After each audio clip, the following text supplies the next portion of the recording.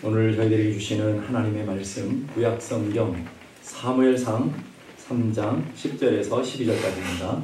요한복음이 아니고 사무엘상, 사무엘상 구약으로 넘어갑니다. 사무엘상 3장 10절에서 12절까지의 말씀. 제가 한 절, 여러분이 한 절, 한 절씩 교독하겠습니다. 10절입니다. 여호와께서 임하여 서서 전과 같이 사무엘아 사무엘아 부르시는지라. 사무엘이 이르되 말씀하옵소서 주의 종이 듣겠나이다 하니 여호와께서 사무엘에게 이르시되 보라 내가 이스라엘 중에 한 일을 행하리니 그것을 듣는 자마다 그 귀에 울리리라. 다같이 내가 엘리의 집에 대하여 말하는 것을 처음부터 끝까지 그날에 그에게 다 이르리라. 아멘. 어느 목사님이 세 종류의 가짜 교인들이 있더라. 세 종류의 가짜 교인은 도대체 어떤 교인인가? 첫째는 말씀을 듣지 않는 교인. 하나님 앞에 나왔지만 하나님의 말씀을 듣지 않는 교인들이 가짜 교인이다. 육신으로 귀로는 듣지만 마음을 열고 듣지 않는 사람들, 그건 진정한 교인이 될 수 없다라는 얘기를 했고요. 두 번째는 말씀을 그대로 받아들이지 않는 교인. 하나님의 말씀을 내 생각과 내 기준을 가지고 열심히 듣기도 하고 열심히 노트에 적기도 하는데 내 생각을 적는 그런 자기 필요를 따라 선택적으로 듣는 것 역시도 하나님의 말씀을 바로 듣는 것이 아니라는 거예요. 세 번째는요, 하나님의 말씀을 듣기는 들었지만 하나님의 말씀을 따라 살지 않는 교인들 역시도 하나님께서 기뻐하시는 그런 교인이 아니라 가짜 교인입니다 하는 얘기를 한 것을 들었습니다. 그럼 보면 오늘 우리 삶에도 마찬가지죠. 오늘 우리가 인생에 하나님의 말씀을 열심히 듣는 것 같고 하나님의 말씀이 우리 안에 있는 것 같은데 우리는 하나님의 말씀과 상관없는 삶을 살아갈 때가 얼마나 많으냐라는 거예요. 오늘 본문에 엘리와 엘리 가정이 바로 딱 그런 가정이었죠. 하나님의 말씀과 하나님의 뜻과 상관없이 자기 소견에 오른 대로 살았던 그런 한 사사시대의 대표적인 가정, 가물한 흑암의 가운데 있는 그런 가정을 대표적으로 보여주는 게 바로 엘리와 엘리 가정이라는 것을 보게 됩니다. 이런 사람들이 제사장이 되고 사사가 되어 살아가는 시대는 역사적으로 보게 되면 가장 윤리적으로 영적으로 캄캄한 암흑기였다라는 것을 보게 됩니다. 가장 혼탁하고 가장 혼미한 시대, 그게 바로 엘리가 살았던 시대다라는 거예요. 그 근본적인 이유가 어디 있다고요? 1절에 이렇게 나와요. 아이 사무엘이 엘리 앞에서 여호와를 섬길 때, 바로 엘리가 사사가 되고 제사장이 했던 때를 얘기하는 거예요. 여호와의 말씀이 어떻게 했다고요? 희귀했다. 하나님의 말씀을 찾기가 어려웠다라는 거예요. 이상이 흔히 보이지 않았다라는 거예요. 나라와 가정이 타락하고 부패하고 어두워지는 근본적인 이유를 얘기하는 거예요. 경제력이 없어서도 아니고요. 학력과 경이 부족해서도 아니고요. 군사력이 부족해서도 아니라는 거예요. 하나님이 이 땅을 진단하실 때 이 땅이 혼탁하고 가정이 무너지고 이 나라들이 암흑 가운데 있는 것은 다른 것이 아니라 하나님의 말씀이 희귀하기 때문입니다. 하나님의 말씀이 없기 때문이다라고 얘기하는 것이죠. 우리 가정도 우리 인생도 마찬가지예요. 여러분의 마음이 혼탁합니까? 여러분의 마음이 어둡습니까? 여러분의 마음이 무질서합니까? 여러분의 가정과 여러분의 삶이 어둡고 캄캄합니까? 대답이 보이지 않습니까? 그 이유는 바로 하나님의 말씀이 없기 때문에 그래요. 그 모습이 공허하고 흑암이 있고 그리고 어둠 가운데 어둠과 혼돈과 흑암과 무질서 가운데 있었던 땅, 바로 이게 하나님이 창조하기 전에 이 땅을 얘기하는 것이죠.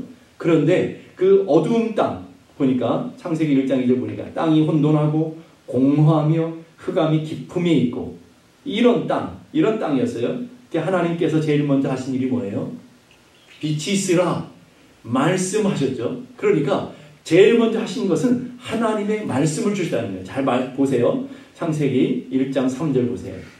하나님이 이르시되 빛이 있으라 하시니, 빛이 먼저가 아니라 하나님이 이르시되가 먼저라는 거예요. 하나님의 말씀이 들어왔더니 빛이 생길 거고, 하나님의 말씀이 들어왔더니 어둠이 사라지는 것이고, 하나님의 말씀이 임했더니 공허가 하나님이 주시는 은혜 가운데 채워지게 되는 것이고, 하나님의 말씀이 임했더니 무질서한 혼돈의 세계가 질서가 잡히게 되는 거예요. 우리의 심령도 공허하고 흑암이 있고 무질서할 수 있어요. 혼돈 가운데 있을 수 있어요.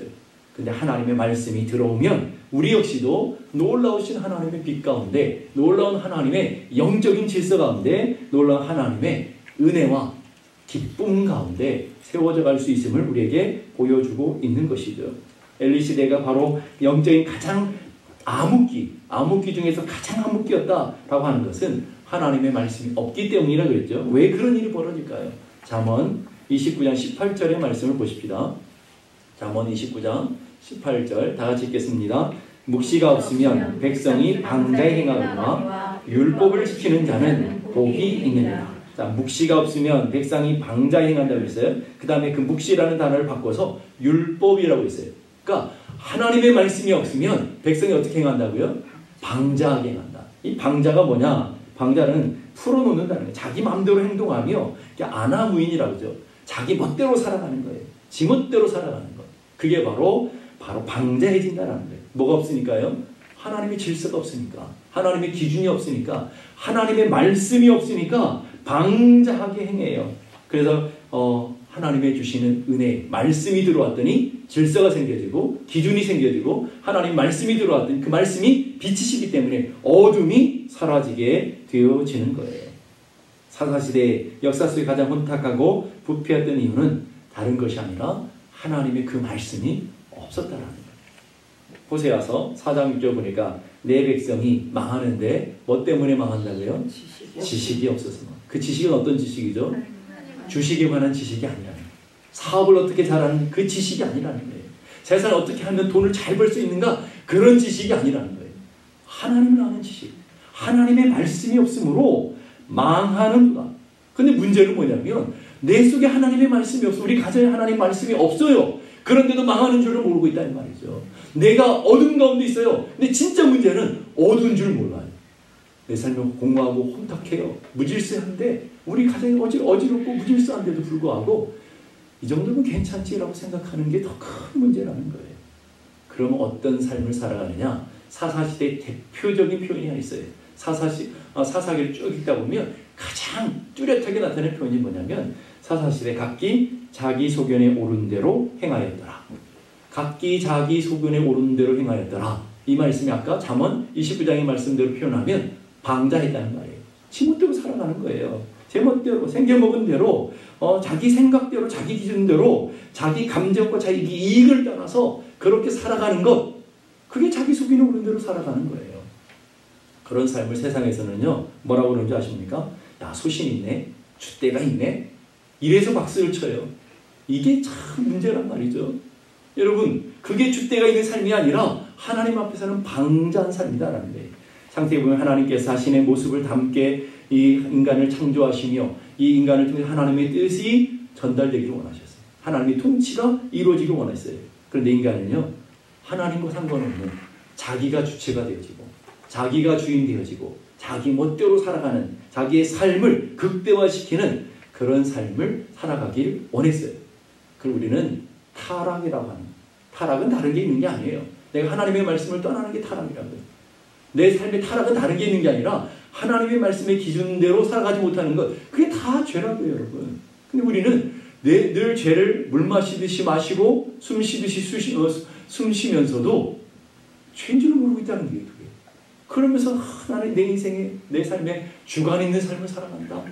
자기 생각을 따로 살아간다. 이런 삶을 살고 있다는 거예요. 요즘 피터슨이라고 하는 유명한 기독교 저술가가 이렇게 말합니다. 오늘 이 시대 그리스도인의 가장 심각한 문제는 이중 기준을 갖고 산다는 것이다.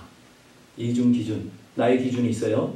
하나님의 말씀의 기준이 있어요. 세상이 원하는 기준이 있어요. 그리고 하나님의 말씀의 기준이 있어요. 이쪽 가서는 이쪽 기준을 따라 살고요. 이쪽 가서는 이쪽 기준을 따라 살아요. 그게 이중 구조예요. 이게 바로 현대 성도들을 가장 잘 표현해주는 표현인 것 같아요. 교회 와서는 말씀대로 사는 것 같아요. 기도도 하고요. 예배도 하고요. 믿음 안에 있는 것 같아요. 그런데 저 문만 나가면 자유야.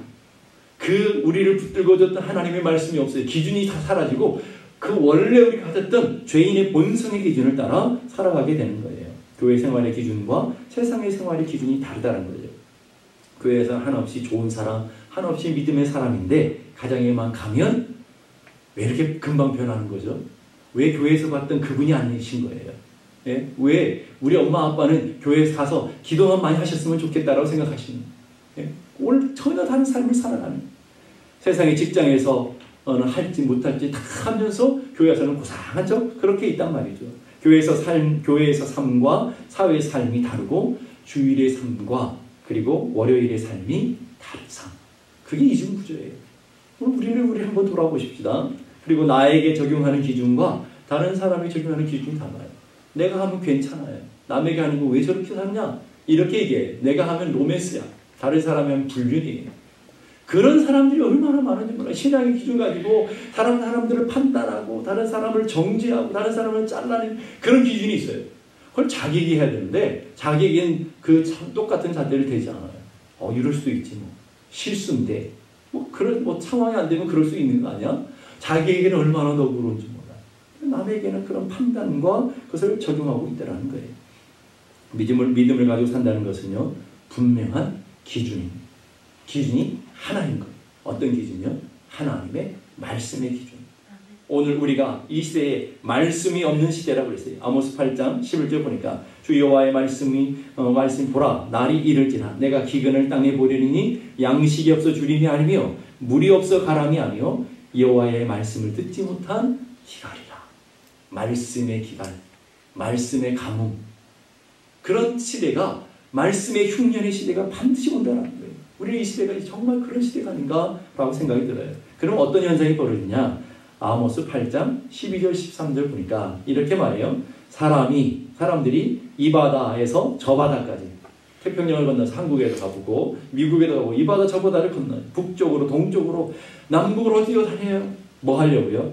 하나님의 말씀을 구하려고. 하나님의 말씀을 찾아다녀요. 돌아다녀요. 그런데 얻지 못하니 그날에 아름다운 처녀와 젊은 남자들이 힘있고 능력이 있고 지금 팔팔한 사람들이 다 갈아여 쓰러지게 되더라. 하나님의 말씀이 없더니 다 갈아여 쓰러지는 그런 시대가 오게 될 거라는 거예요. 우리는 눈으로 보잖아요. 여러분의 자녀들 보세요. 또 여러분 이 땅에 젊은 아이들 보세요. 비전도 없고요. 묵시도 없고요. 하나님 말씀이 없으니까 얼마나 방자행합니까? 방자행하면서 죄를 몰라요. 잘 산다고 생각해요. 다 중독되어 있어요. 게임에 중독되어 있고 성에 중독되어 있고 세상에 중독되어 있고 쾌락에 중독되어 있고 이러면서도 기준이 없다니까요. 여러분.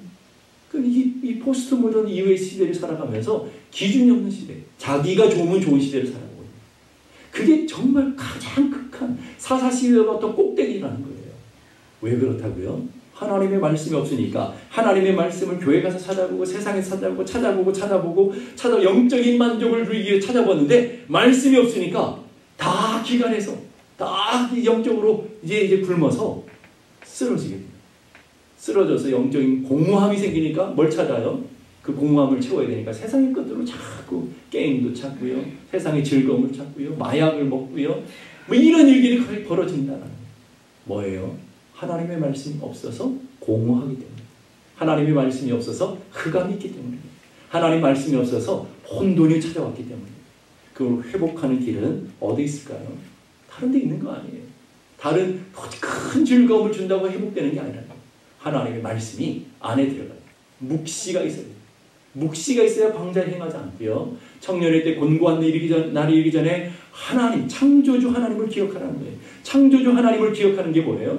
말씀이 마음에 새겨지고 살아갈 비전이 발견되고 하나님께서 허락하시는 은혜의 가운데 거할 때 살아갈 인생의 표대가 생기고 그 표대를 향해 달려가는 믿음의 자녀들로 살아가게 되는 줄로 믿습니다. 그래서 하나님이 오늘 이 땅 가운데 찾아오신 거예요.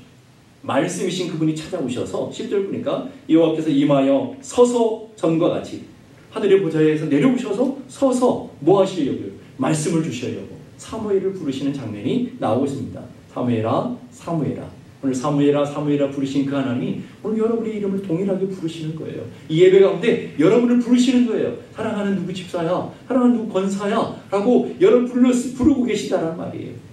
오늘 우리 삶의 공허와 혼돈과 흑암 가운데 있는 우리들을 주님이 먼저 찾아오시고 우리한테 찾아와 그러면 못 찾아갈 걸 아시고 하나님이 찾아와 만나 주시는 거예요. 근데 놀라운 것은요, 제사장, 정작 하나님의 말씀을 들어야 되고 말씀을 전달해야 되는 제사장은 하나님의 음성을 못 들어요. 어린 사무엘이 그 음성을 듣고 있다는 거예요. 말씀이 없고 이상이 없었다는 뜻은 하나님의 말씀이 없었다는 말이 아니라 하나님의 말씀이 끊임없이 주어짐에도 불구하고 듣지를 못했다는 거예요. 지금도 마찬가지로 하나님의 말씀이 얼마나 끊임없이 선포됩니까? 그런데 여러분의 귀를 닫고 있고 여러분의 마음을 닫으면 하나님의 말씀이 없는 희귀한 시대를 살아가게 되어 있다는 거예요. 그래서 주님께서 얼마나 말씀하시기 원하시고 우리가 얼마나 듣기를 원하시는지 오늘 사무엘을 몇 번이나 불러요? 4번이나 불러요. 사무엘아, 사무엘아, 사무엘아. 계속해서 부르시는 모습을 보게 되는 것이죠. 예레미야 7장 13절 이렇게 말합니다. 여호와의 말씀이라 이제 너희가 그 모든 일을 행하였으므로 내가 너에게 말하되, 그 다음 보세요. 새벽부터 부지런히 말하여도, 새벽부터 우리 교회도 새벽부터 열심히 말씀하잖아요. 새벽 기도, 그게 새벽부터 말씀하시는 거잖아요. 새벽부터 부지런히 말씀하세요. 누가 안 듣는 거예요? 주님은 끊임없이 말씀하시는데 내가 안 듣는 거예요. 내가 듣는 자리가 없는 거예요. 내가 와서 들어도 마음을 닫아버리는 거예요.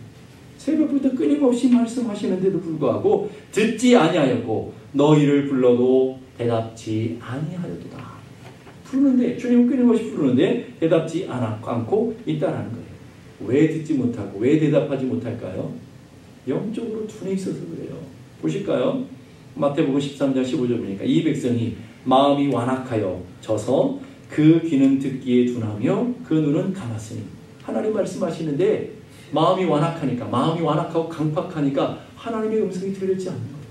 하나님 말씀하시는데도 대답할 수가 없는 거예요.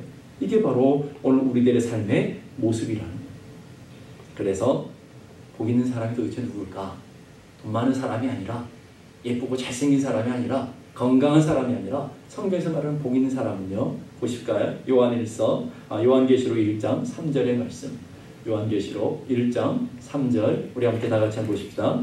이 예언의 말씀을 읽는 자와 듣는 자와 그 가운데 기록한 것을 지키는 자는 복이 있나니 때가 가까움이니라. 아멘입니까? 아멘. 말씀을 복 있는 사람이 누구라고요? 이 예언의 말씀을 읽는 사람, 읽어서 여러분들에게 전달하는 사람. 오늘 주혜정이 여러분들에게 말씀을 읽어드리잖아요. 읽는 사람. 그리고 두 번째로 그 말씀을 듣는 사람. 그리고 세 번째로 그 말씀을 듣는 것으로 끝나지 않고 말씀을 붙들고 살아가는 사람이 복 있는 사람이다. 그러면서 그때 딱 한마디를 더 붙여요. 때가 가깝다. 그 때가 가깝다. 2000년 전에 때가 가깝다고 그랬으니까 우리 시대는 얼마나 가까운 거예요? 임박한 거죠. 때가 너무너무 가까운데 이 말씀을 읽는 사람, 이 말씀을 듣는 사람, 이 말씀 가운데 살아가는 그 사람이 복 있는 삶을 살게 될 것이다 라고 얘기해요. 그래서 하나님께서 끊임없이 교회를 향해, 성도를 향해서 들으라, 들으라 말씀하시는 거예요. 들으라. 마태복음 13장 9절 보니까 귀 있는 자는 들으라. 요한계시록도 보면 귀 있는 자는 성령이 교회들에게 말씀하시는 소리를 들으라 라고 얘기해요. 우리 안에 말씀이 대신 예수 하나님께서 우리에게 찾아오시는 이유는 우리의 삶을 회복하시기 원하십니다. 말씀이 들어와야 회복이 되기 때문에 하나님께서 혼돈과 흑암과 공허하에 있는 백성을 그냥 방치해 두시는 분이 아니시고 그분이 우리의 삶을 회복하기 원하신다는 거예요. 그래서 이스라엘을 하나님 그 공허와 흑암과 혼돈에 있는 사사시대에서 끄집어 올라서 회복하기를 원하시는데 회복하시는 방법이 있어요. 한 사람을 세우시더라고요. 한 사람이 도대체 누구냐? 정치가 왕도 아니고요. 그리고 사업가도 아니고요. 과학자들도 아니고요. 뭐 대단한 능력자가 아니에요. 연약하지만 하나님의 말씀을 듣는 한 사람. 하나님의 말씀을 들을 수 있는 한 사람. 사무엘이 처음부터 능력이 있는 게 아니었잖아요. 어린 사무엘이잖아요. 그런데 어리지만 하나님의 말씀을 들을 수 있고 하나님의 말씀에 반응하는 한 사람을 세우셔서 이스라엘의 그 영적인 어둠을 몰아내시고 이스라엘의 그 혼돈을 몰아내시고 이스라엘의 영적인 암흑의 시대를 해결하시는 거예요. 오늘 우리도 마찬가지예요. 여러분의 삶의 마음이 공허하고 여러분의 자녀들의 마음이 어둡고 여러분의 가정이 혼탁하고 어둡다고 한다면 한 사람을 세우시는 거예요. 누구를요? 말씀을 들을 수 있는 사람. 말씀이 우리 가정 가운데 오도록 할 수 있는 사람. 11절 보니까 여호와께서 사무엘에게 이르시되 사무엘을 부르시고 사무엘에게 말씀을 하고 있는 이 순간이 얼마나 중요한 순간인지 몰라요. 지금까지 사사시대에는 말씀이 없었다 그랬잖아요. 그런데 그 말씀을 하나님 끊임없이 말씀하시면서도 듣지 못했기 때문에 들을 수 있는 한 사람을 통해서 하나님 말씀이 빛 가운데 이런 조그마한 구멍으로 빛이 쫙 들어갔더니 온 이스라엘 전체가 환하게 밝혀지는 바로 그 순간 드디어 말씀이 임하고 드디어 어둠이 몰아나지는 바로 그 순간이었다라는 거예요.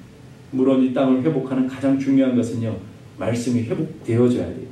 우리 영혼이 회복되는 가장 중요한 것은요, 말씀이 회복되어야 돼요. 왜냐하면 말씀이 곧 하나님이시기 때문에. 말씀이 회복된다는 말은 하나님이 회복된다는 것이고요.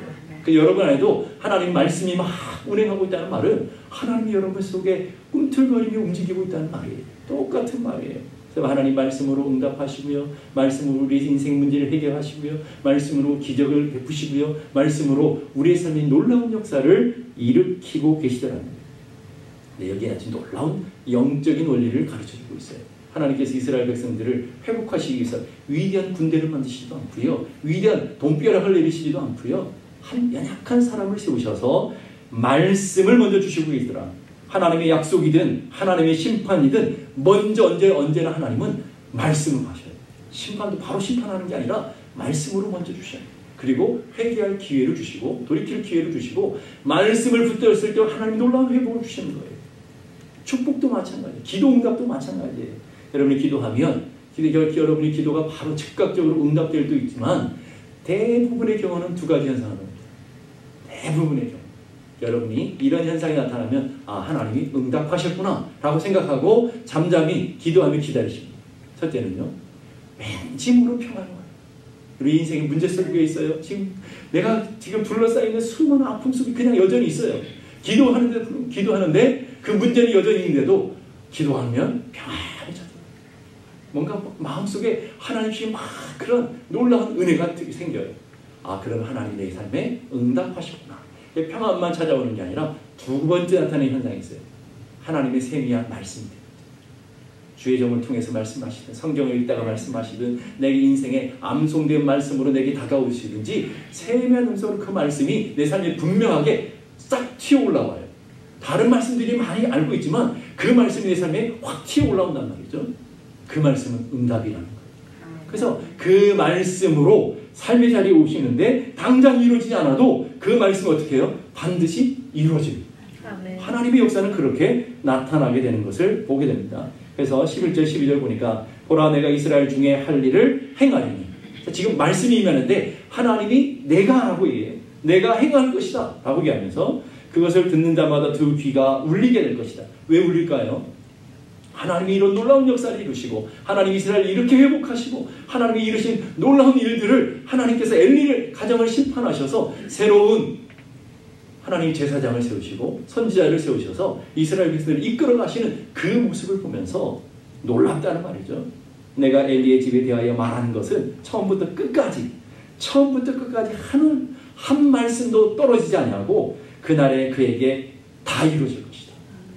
이거는 엘리에게만 허락한 말씀이 아니라 사무엘에게만 허락하신 말씀이 아니라 오늘도 사무엘을 부르시듯이 오늘 예배 가운데 기도 가운데 여러분을 부르셔요. 그리고 여러분에게 평강을 주시고 말씀을 주셔요. 그리고 그 말씀이 하나도 땅에 떨어지지 않고 처음부터 끝까지 뭐 한다고요? 다 이루어줄 거다. 이게 하나님의 약속이라는 거예요. 그러니까 하나님의 말씀이 얼마나 귀한 것입니까? 내 안에 하나님의 말씀을 듣지 않으니까 내 안에 소망이 생길 수가 없는 거예요. 하나님 말씀을 듣지 못하니까 응답이 없는 거예요. 하나님 말씀을 듣지 못하니까 내 삶에 기적이 없는 거예요. 하나님 말씀을 듣지 못하니까 내 삶에 어떤 역사도 경험하지 못하는 거예요. 하나님의 말씀을 듣지 못하니까 내 삶에 간증이 없는 거라고요. 말씀이 들려져야 되는데 그 말씀이 이루시는 것을 경험해야 되는데 마음이 완악해져서 강팍해져서 마음을 굳게 닫아서 하나님 말씀을 듣지 못하니까 내 삶에 어떤 역사도 나타나지 않는 거라는 거예요. 하나님의 능력이 부족해서 하나님의 권능이 사라져서가 아니라 하나님이 여전히 끊임없이 일하시고 끊임없이 말씀을 우리에게 던져주시는데 그 말씀 우리가 귀를 꽉 막고 세상의 눈이 멀어서 세상의 욕망과 탐욕의 눈이 멀어서 말씀을 밀어내고 있기 때문에 내 삶에 어떤 영적인 역사도 어떤 하나님의 역사도 나타나지 않고 있다는 거예요. 처음부터 끝까지 다 이룰 것이다. 그게 하나님의 뜻이라는 거예요. 이 말씀은, 이런 말씀은요, 성경이 구석구석 너무나 많아요. 몇 군데만 찾아보십시오. 이사야서 55장 11절 말씀. 이사야서 55장 11절 다 같이 시작. 내 입에서 나가는 말도 이와 같이 헛되이 내게로 되돌아오지 아니하고 나의 기뻐하는 뜻을 이루며 내가 보낸 일에 형통하리라. 하나님의 입에서 나간 말씀은요, 헛되이 하나 떨어지는 게 없다는 거예요. 반드시 이룬다. 그리고 우리의 삶을 어떻게 한다고요? 형통하게 이룬다. 얼마나 우리가 제일 좋아하는 단어가 형통합니까? 여러분의 삶이 형통하게 원하는데 뭘로요? 하나님의 말씀이 들어와야 형통, 길이 열린다는 말이에요. 오늘 여러분 하나님 말씀이 없으니까 내 삶이 막막하고 어디로 가야 될지 길이 보이지 않고 가정이 답답하고 자녀들 봐도 숨이 꽉꽉 막히고 이런 일이 벌어지는 거예요. 왜요? 말씀의 빛이 없기 때문에 그래요. 이사야 46장 11절도 보니까 내가 말하였은즉 이룰 것이라가 아니라 그 안에 뭐가 있어요? 반드시. 우리가 얼마나 안 믿었으면 이 반드시 이룬다는 거예요. 내가 계획하였은즉 그 다음에 시행하리라가 아니라 그 앞에 반드시. 믿습니까? 아멘. 그래서 하나님의 능력이 모자라다고 하나님 왜 나만 내게만 이런 인생의 문제가 있습니까? 이렇게 탓하지 마시고 오늘 우리가 하나님의 말씀을 듣지 못한 기갈 가운데 있고 하나님의 말씀이 없는 영적인 흉년 가운데 있는 것을 알아야 돼요. 그래서 말씀을 삼하고 말씀이 내 안에 들어오도록 해야 되는 거예요. 프란스 에포라고 하는 유명한 사상가가 계시죠. 그분이 스위스 라브리에서 세계의 지성들을 모아놓고 강연할 때 이 시대의 방향과 믿음의 갈 길을 제시하면서 이런 말을 했대요. 19세기에 일어났던 가장 커다란 비극은 사람들이 절대 가치를 버린 것이다. 그래서 현대에는 절망의 선 밑으로 떨어지고 있다. 여러분 얼마나 비참한 이 시대를 살아가고 있습니까? 그 가장 근본적인 이유가 뭐라고요? 절대 가치를 버려버린다. 여러분 절대 가치라는 것은 하나님의 말씀이잖아요. 하나님의 말씀, 절대 가치를 상대화해만. 그래서 누구든지 생각들이 다 옳다라고 하는 것, 어떤 기준이 없는 것, 그게 포스트 모더니즘 시대를 살아가는 이 시대예요. 절대 가치가 없어요. 갈수록 더 심해질 거예요, 여러분. 갈수록 더 점점점 끝을 향해 가고 있기 때문에 심해지는데 그 근본적인 이유가 뭐냐면 절대 가치를 상실했기 때문에 그렇다. 그래서 현대에는 절망의 선을 밑으로 떨어지고 말았다. 오늘 현대 가정, 그리고 교회, 국가, 비극의 원인은 절대 가치인 하나님의 말씀을 버렸기 때문에 공허와 흑암과 혼돈이 찾아오게 되었다는 거예요. 그래 드디어 이스라엘 민족이 영적인 암흑기를 벗어나기 위해서 하나님은 사무엘을 부르셨고 그리고 하나님이 찾아오셨고 그리고 그 하나님이 뭘 주셨다고요? 말씀을 주셨다. 이게 하나님의 회복의 원리라고 했잖아요. 오늘 하나님이 여러분을 회복하시기를 원하시는 줄로 믿습니다. 하나님이 이 말씀 속에는요 이스라엘 백성들을 끝까지 포기하지 않으시는 하나님의 사랑을 보게 돼요. 듣지 않고 마음을 닫고 끝까지 귀를 막고 있음에도 불구하고 하나님은 끊임없이 말씀하시며 누구를 찾느냐면 들을 수 있는 사람이죠. 마음을 열고 하나님 말씀 앞에 주여 말씀하옵소서 주의 종이 듣겠습니다라고 하는 그 사람을 찾는 거예요. 오늘 우리도 마찬가지예요. 하나님이 여러분의 자녀들을 절대 포기하지 않습니다. 하나님은 여러분의 가정을 절대 포기하지 않습니다. 그리고 하나님께서 끊임없이 여러분에게 말씀하셔요. 끊임없이 하나님께서 말씀하시면서 뭐를 원하시느냐면 제발 좀 이제는 마음을 열고 들어라. 아멘. 세상에 눈 멀지 말고 세상의 것에 세상의 소리를 듣느라고 귀를 세상에 열어놓지 말고 마음을 하나님께 열어두고 하나님의 말씀 앞에 열어두고 하나님의 말씀을 들으라고 말씀하셔요. 하나님의 말씀이 들려졌더니 놀라운 회복의 역사가 나타나는 것. 에스겔 골짜기에 죽은 뼈다귀 같은 그런 시체 같은 뼈다귀를 굴러다니고 있잖아요. 그곳에 하나님께서 에스겔에게 말씀하시죠. 뭐라고 얘기해요? 하나님의 말씀을 대언하라. 대신 전달하라. 다른 거 아무것도 안 했어요. 하나님의 말씀을 대언했더니 어떻게 했어요? 그 죽은 뼈다귀 같은 그런 이 골짜기가 다 살아서 하나님의 위대한 군대가 되는 환상을 보여주시잖아요. 그게 오늘 이스라엘 백성들의 모습인 것처럼 하나님의 말씀만 대언했더니 놀라운 변화와 역사가 나타나는 것처럼 오늘 여러분의 가정이 죽은 뼈다귀가 가득한 그런 무덤 같은 가정이라 할지라도 여러분의 삶의 터전들이 여러분의 직장이 여러분의 일터가 여러분의 기업이 이렇게 암흑천지 같고 뼈다귀가 가득한 사망의 용침한 골짜기를 할지라도 두려워하지 않을 것은 주님의 말씀이 임하는 순간 하나님의 말씀을 대언하는 순간 살아난다는 거예요. 아멘. 회복된다는 거예요. 그게 우리 소망이라는 것을 가르쳐주는 줄로 믿습니다. 이사야서 55장 3절 보니까 너희는 귀를 기울이고 내게로 나와 뭐 하라고요? 들으라. 제발 귀를 기울이고 들으라. 들으라 라고 하나님 말씀하셔요. 그 다음에 이유를 맞아요. 그리하면 너희 영혼이 살아날 것이다. 아멘. 내가 너희들의 영혼이 살아나길 원한다. 너희들의 가정이 살아날 것이다. 너희들의 기업이 살아날 것이다. 너희들의 인생이 살아날 것이다. 너희 자녀들이 살아날 것이다. 그래서 와서 귀를 기울여 들으라. 오늘 주님 말씀하시는 거예요. 저는 여러분들이 한 주간도 하나님의 말씀을 귀를 기울이며 그 말씀이 빛이 되어서 여러분의 심령 가운데, 여러분 가정 가운데 찾아와 여러분 삶에 임하는 놀라운 은혜가 있기를 주님의 이름으로 축복합니다. 기도하겠습니다.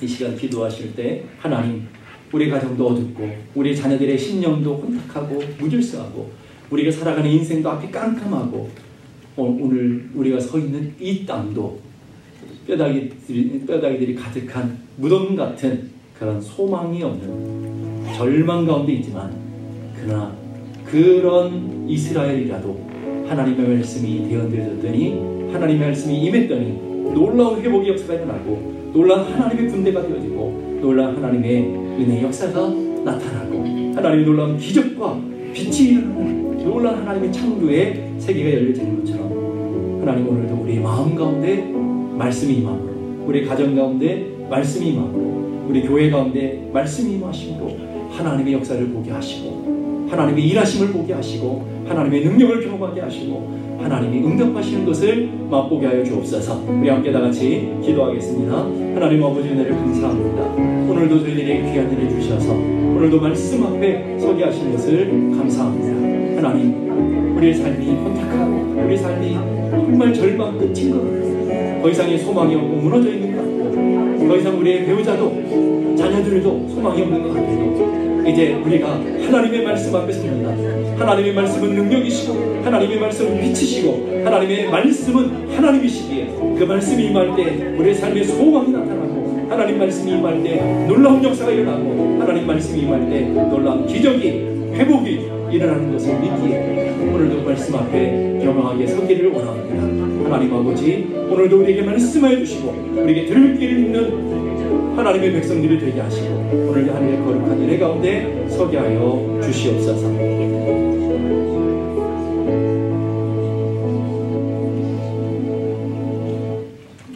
이제는 우리 주님 예수 그리스도의 은혜와 하나님 아버지 크고도 놀라우신 사랑과 성령님의 감화 감동 충만케 하시는 역사가 이제로부터 영원까지 함께 계시기를 간절히 축원하옵나이다. 아멘.